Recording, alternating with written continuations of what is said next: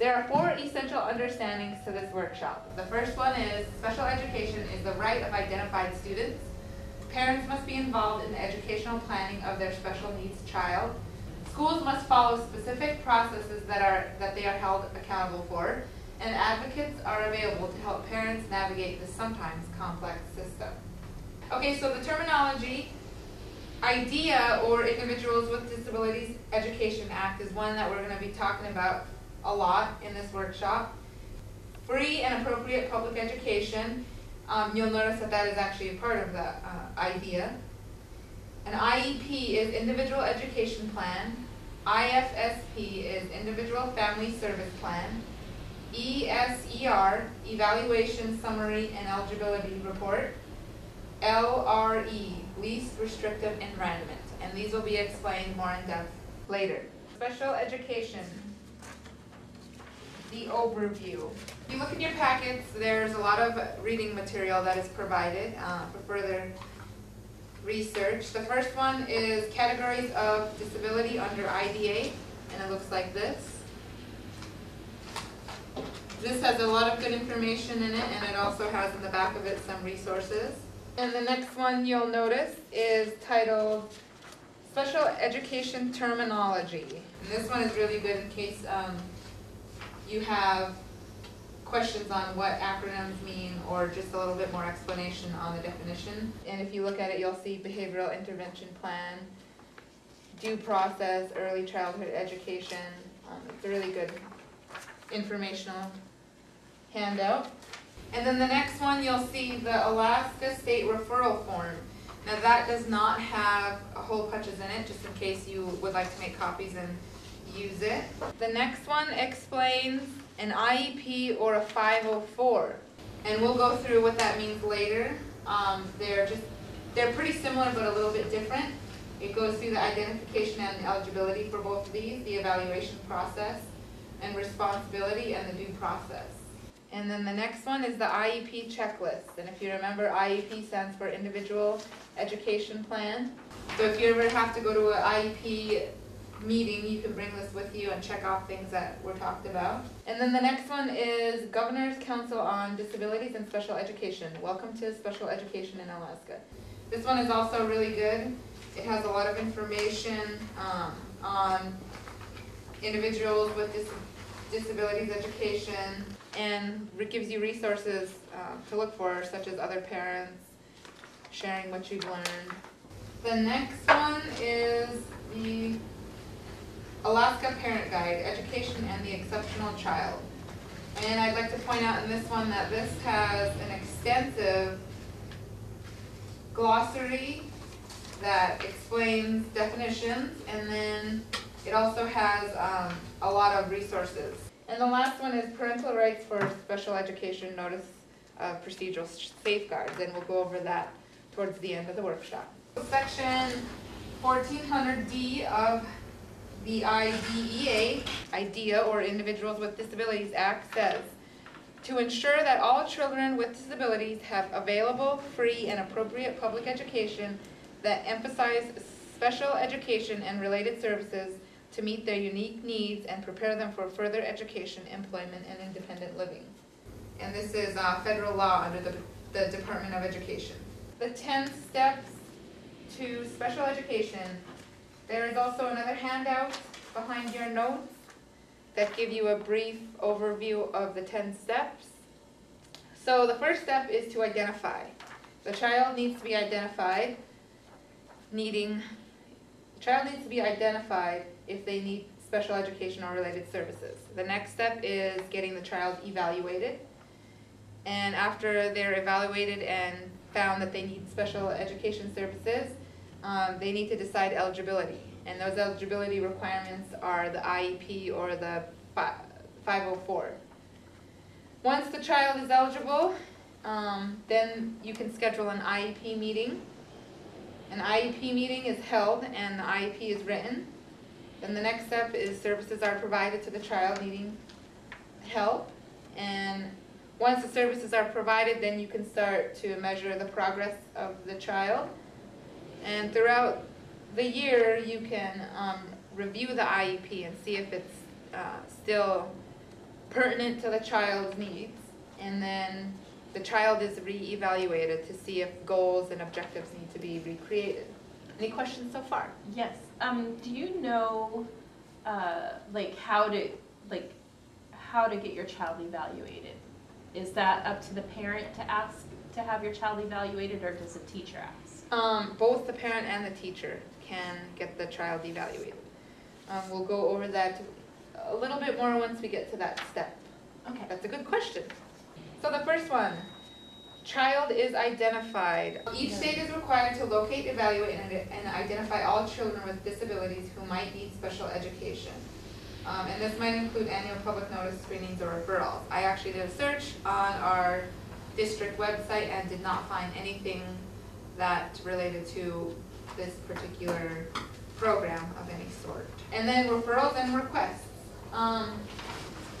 Infant learning programs, they have the ability to refer eligible children within 90 days of their 3rd birthday. Referrals can be made by anyone, parents, family, friends, teachers, community agencies, Native agencies like us if we needed to. And requests by parents should be submitted in writing and appropriate documentation and information provided. Parents know their children best, so most of the time, requests by parents are the most pertinent and have the most backbone. There may be pre-referral interventions tried and documented. And what this means, a pre-referral intervention are things that teachers have tried before actually making a referral. For example, if the child is having trouble reading, they pair the child up with somebody else who's stronger at reading, or they pair them in groups of kids that have the similar problems so that they can help them, or assign individual reading material different from the rest of the class. Sometimes teachers try this before actually making a referral so that they're not stamping the kid with a disability right off the bat. So the second step is that the child is evaluated. A pre-evaluation meeting is held. Participants may include the special education teacher, a general teacher, family, parents, and depending on the need of the child, anybody else that interacts with the kid. Let's say if they're seeing a counselor, they would probably be involved, or if they come to a youth center, those people who see them on a regular basis could be involved. Parents must sign the consent for evaluation before evaluation begins. If no current need is seen or parents refuse, the parents must be provided a written notice no later than 10 days. If the parents say, okay, you can evaluate my child, but they don't see anything wrong, then the parents need in writing why their child is not going to receive services. And also if the parent refuses afterwards, they say, go ahead, you can evaluate my child, and then they say your child needs services, would you like them? The parents can refuse, and they need written notice. And also if they refuse to be evaluated in the first place, then evaluation can begin. So evaluations must be done by trained and knowledgeable personnel. They are administered as to not be impacted by racial or cultural factors, so it has to be the same across the board. Evaluations gather comprehensive information to help determine the child's strengths and needs, and they guide decision-making about appropriate interventions, accommodations, and programs. Did any of that answer your question? Yes. So the next step is eligibility has to be decided. In Alaska, the school districts have 45 school days to complete an evaluation once there's a consent to evaluate. The ESER, the Evaluation Summary and Eligibility Report, has to be provided to the parents, and the eligibility is determined by the IEP team. And the IEP team, again, IEP team is made up of parents, teachers, anybody in contact with the child. And your IEP team, parents are first and foremost the number one on the team. They know their child the best. A general education teacher, that just means, say if your child is in elementary school, and they have one teacher for everything, the general teacher. A special education teacher of the school. You're a representative of the school district who is qualified to supervise or provide special instruction, such as the principal. Someone qualified to interpret evaluation results, a psychologist, and other people who share expertise or knowledge of the child. Meaning when, that they see them on a regular basis, like if they come to the youth center, or a coach if, that needs to happen. And the student if appropriate. If appropriate usually means when they're a little bit older, they don't necessarily have to be on the team when they're in grade school. And parent support and or advocates, uncles, aunts, cousins, friends.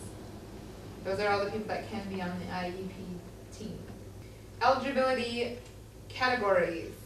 These are all the categories that are listed under law that could be a disability and permit your child to get special education services.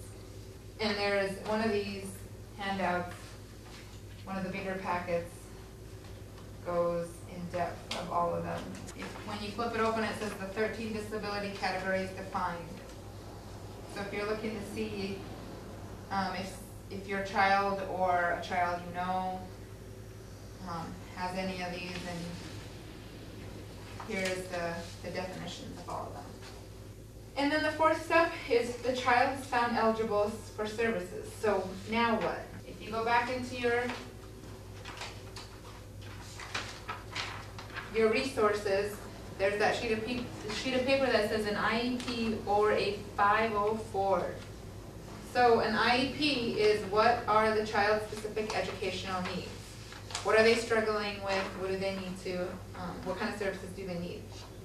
What special education services and related services are appropriate for addressing those needs? And under IDEA, that's where the IEPs fall under, is the federal law. The 504 asks what accommodations does the child need to access the regular curriculum? What supports are needed to be safe and healthy? And 504s are under the ADA, the Americans with Disabilities Act. So they're both under, they're under different laws. They kind of mean the same thing, but they're slightly different. Okay, so once the child is eligible and you have talked with the school district, you can set up an IEP meeting and schedule it with everybody that is involved with your child's education. It must be held within 30 school days, and parents must be given enough notice to attend. It has to be at a time and place that the parents are comfortable with, and the school must say who will be attending, so they need to let you know who's all going to be there, so you're not walking in and there's people there that you either haven't met. Basically, the meeting needs to be comfortable for the parents. Parents can bring others. They don't necessarily have to tell the school, but they can bring whoever they want. And an interpreter, including sign language, is provided if the parents need one. And that would be provided by the school. What about when your child's being evaluated? Do you have to pay for that, or does the school pay for that? The school is supposed to pay for it, but you can suggest an evaluator yourself. That means that you would have to pay for it. You have to pay, okay. So when the IEP meeting is held, the IEP is written. So when the initial meeting is held, that's when you sit down and write the individual education plan. So the basics, it's individualized. It's for the specific needs of that child. It's a written plan for the child's education. That just means that instead of following the curriculum that is normally given to the general student body, it's going to be different just for that child. Written by parents and school staff together, it's a collaborative effort. It lists the special education the child will receive and more. And more just means things like if the school wants to collaborate more with Community Connections or another organization to help them. It is both a document and a process, and it's specific, measurable, relevant, and time sensitive. So building an IEP, present levels of educational performance, PLEPs or PLOPs. What these are is how the child is doing now. This is information that is gathered.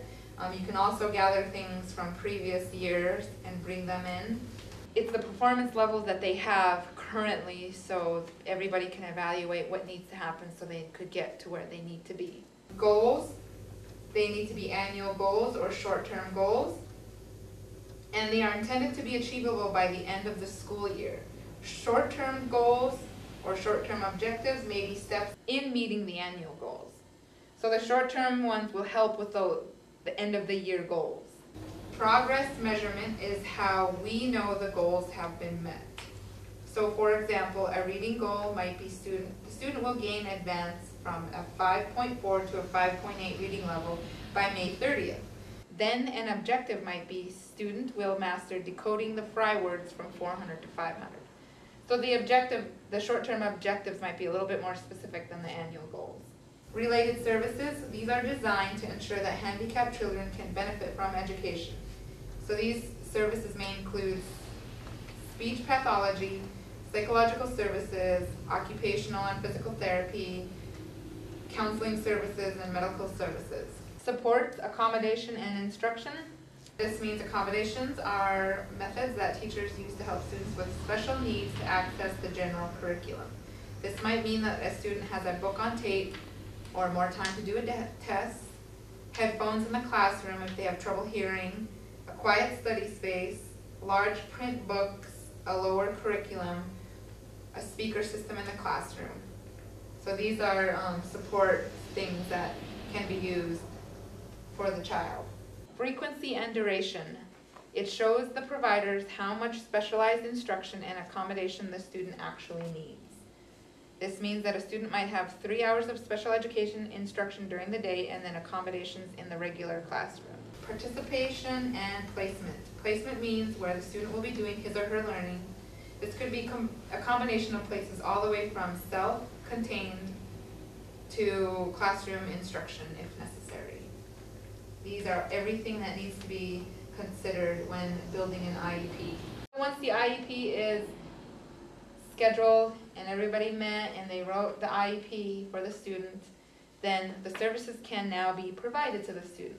So no more than 10 days to get an IEP implemented. As soon as it's written and documented and everybody's in agreement, then it shouldn't take more than 10 days to get it implemented for the kid, the student. Students with disabilities should do the maximum extent possible. Least restrictive environment. This is what I was talking about earlier. So they must be educated with non-disabled students, as well as have the accommodations there, and then maybe special education services half of the day. So the least restrictive environment. Schools cannot use a lack of personnel, resources, or challenges in coordinating services as an excuse. So there should be no excuse for not providing students with a disability services. Transition services. This should begin no later than the 16th birthday. They can start earlier, and the student should participate in this. Transition services are generally goals and training and skills for the student to go from the education to adult life. It includes appropriate post-secondary goals and skills, and a year before the student turns 18, they need to be informed that all of their rights from the parent is going to switch to them, unless it's written in a document that the parent and the student do not wish for that to happen. The next step is measuring the progress, and how to measure the progress and how often it will be reported needs to be stated in the IEP. Progress must be measured based on the IEP goals. The assessment and measurement needs to be in line with non-disabled students, reporting, periods, testing. It can't be any different. We don't want to single them out. The 9th step is to review the IEP. The law says at least annually, but there is no limit on when IEP meetings can be held. You can hold an IEP whenever you feel like your child has reached a goal, or the teacher thinks that the child has reached a goal, to change it, to make new goals. And it can be called at any team member's request. So, even if the child is going to a after-school youth program, the adult there can say, hey, I've noticed that this child has gone above and beyond this goal. Can we meet again to make a new one? And only the parents can excuse team members from attending. School personnel cannot say certain people are not welcome to come to the meetings. And again, after a parent makes a request for an IEP meeting, the school has 10 days to respond. And then the last and final step is that the child is re-evaluated at least every 3 years. It can be more often if a team member requests or if there's a change in the child's diagnosis. And it's imperative that all adults working with the child share new information with the school. That's important so the child can reach their full potential. So the next part we're going to go over is the procedural safeguards. And that's in the Alaska Department of Education and Early Development handout. Parental rights for special education. This is a big one. And it has a lot of good information in it. It lets you know where you can send complaints or call people for questions if you happen to not agree with the IEP or the suggestions that the school is making. Every parent has the right to all records of their child. Parents have the right to a written notice whenever there is a proposal to initiate or refuse a change in action from the school. And for the state of Alaska, they have mediation services if the school and the parents cannot come to an agreement. And you also have a due process hearing that you can suggest. So that everything on here is explained in depth in this paper.